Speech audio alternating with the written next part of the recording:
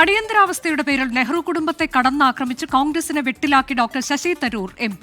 സഞ്ജയ് ഗാന്ധിയുടെ നേതൃത്വത്തിൽ കൊടും ക്രൂരതകൾ അരങ്ങേറിയെന്നും കർക്കശ നടപടികൾക്ക് ഇന്ദിരാഗാന്ധി നിർബന്ധം പിടിച്ചുവെന്നുമാണ് രാജ്യാന്തര മാധ്യമത്തിൽ എഴുതിയ ലേഖനത്തിലെ വിമർശനം. ലേഖനത്തിൽ തനിക്ക് അഭിപ്രായമുണ്ടെന്നും എന്നാൽ ഹൈക്കമാൻഡ് പ്രതികരിക്കട്ടെ എന്നുമാണ് പ്രതിപക്ഷ നേതാവ് PD സതീശന്റെ പ്രതികരണം.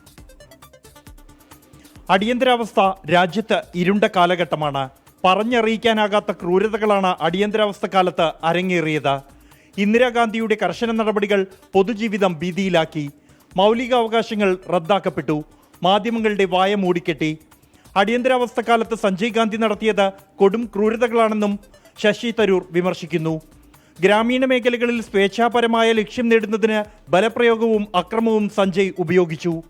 ഈ നടപടികൾ നിർഭാഗ്യകരമായ അതിക്രമങ്ങളായി പിന്നീട് ഗൗരവം കുറച്ച് ചിത്രീകരിച്ചു. അടിയന്തരാവസ്ഥയ്ക്ക് റിപ്പബ്ലിക്കിന്റെ ആത്മാവിന്റെ വില നൽകേണ്ടി വന്നുവെന്നും പ്രൊജക്ട് സിൻഡിക്കേറ്റിൽ എഴുതിയ ലേഖനത്തിൽ തരൂർ വിമർശിക്കുന്നു. ശശി തരൂരിന്റെ ലേഖനത്തിൽ തനിക്ക് അഭിപ്രായമുണ്ടെന്നും എന്നാൽ പറയുന്നില്ലെന്നും VD സതീശൻ. അദ്ദേഹം ഞാൻ പറഞ്ഞല്ലോ, അദ്ദേഹം വർക്കിംഗ് കമ്മിറ്റി അംഗമാണ്. അദ്ദേഹത്തിന്റെ ലേഖനം എന്റെ ശ്രദ്ധയിൽപ്പെട്ടു. ഞാനല്ല അതിനെക്കുറിച്ച് അഭിപ്രായം പറയുന്നത്, ദേശീയ നേതൃത്വമാണ് അതിനെക്കുറിച്ച് അഭിപ്രായം പറയുന്നത്. അദ്ദേഹം വർക്കിംഗ് കമ്മിറ്റി അംഗമാണ്. ഞങ്ങൾ ഇവിടെയുള്ള സംസ്ഥാന നേതാക്കൾ അദ്ദേഹത്തിനെ കുറിച്ച് ഒരു കമന്റും പറയുന്നില്ല. ലേഖനം എഴുതാനുള്ള സാഹചര്യമുണ്ടെന്ന് തോന്നുന്നില്ലെന്ന് രമേശ് ചെന്നിത്തല പ്രതികരിച്ചു.